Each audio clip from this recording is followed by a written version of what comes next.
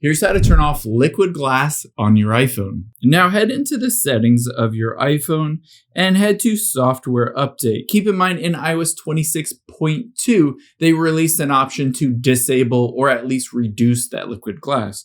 So if you haven't already, update to 26.2.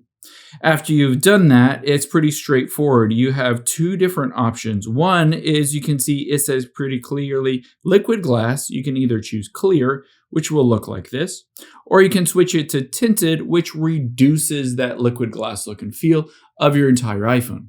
However, if this isn't enough, there's a second option as well. All we need to do is go back to the very beginning, and instead we're going to go into your accessibility, because reduce transparency, it says improve contrast by reducing the transparency on some backgrounds, aka liquid glass. After you've turned that on, you'll be able to see the transparency is completely removed.